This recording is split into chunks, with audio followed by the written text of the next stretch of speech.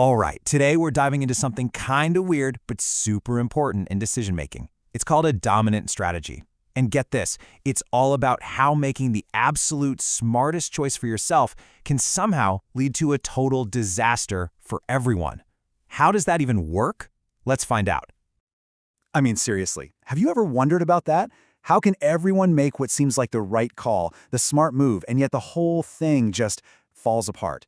It's this crazy puzzle you see everywhere, from huge international conflicts all the way down to, drama at the office.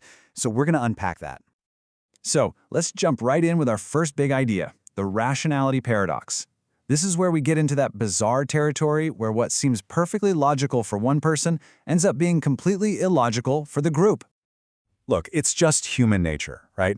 We all try to look out for number one, to get the best deal for ourselves. But here's the wild idea we're exploring today. What if that very instinct, that drive to make the absolute best personal choice, is actually the root of the problem? Okay, so there's a specific term for this in game theory, and it's super powerful, but also, as you'll see, pretty misleading. It's called the dominant strategy. Let's break down exactly what that means. A dominant strategy isn't just, a pretty good move. It is the best move. It's the one choice that guarantees you a better result no matter what the other guy does. It feels like a sure thing, a totally unbeatable play. To put it really simply, if you have a dominant strategy, you don't even have to think about what your opponent or competitor is going to do. Your path is totally clear. It is your single best option, full stop. And that right there is what makes it so tempting. So, to really get a feel for this, let's look at a classic example where these dominant strategies just drive everyone straight off a cliff. I'm talking about the self-destructive price war. So, picture this. You've got two airlines. Let's call them Airline A and Airline B. They're the only two players on a really popular route. They both want to make as much money as possible, and they have two choices. Keep their prices as they are, or slash them to try and steal customers. Okay, let's put ourselves in the pilot seat for Airline A.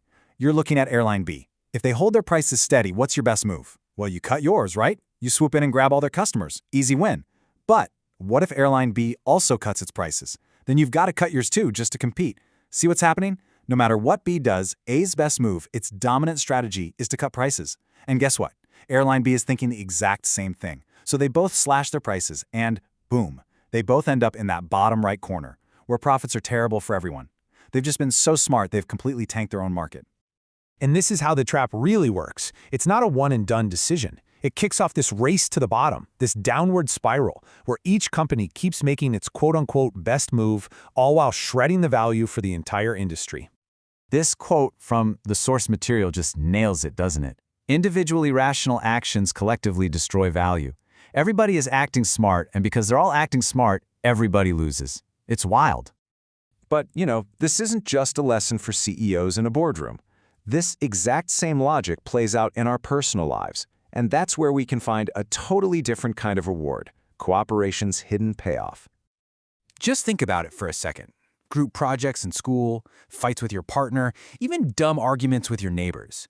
We face these kinds of choices constantly. These moments where we can act purely for ourselves, or we can choose to cooperate. So, defection, that's the fancy term for choosing the selfish strategy. It always looks like the safe bet, right? It gives you that quick win. But over time, it just eats away at trust. Cooperation, though, that can feel risky. But when both people choose it, they start building what our source material calls trust dividends. It's like this long-term savings account of goodwill that pays off over and over again.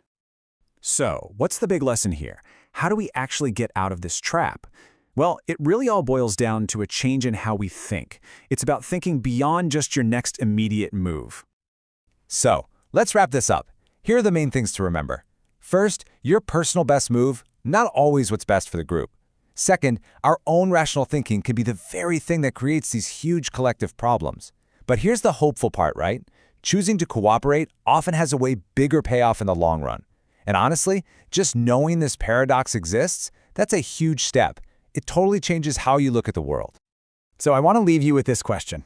Think about your own world, your job, your relationships. Where is a dominant strategy, that seemingly best move, maybe creating a downward spiral you didn't even see? Because spotting the trap, well, that's the first step to getting out of it. Thanks for tuning in.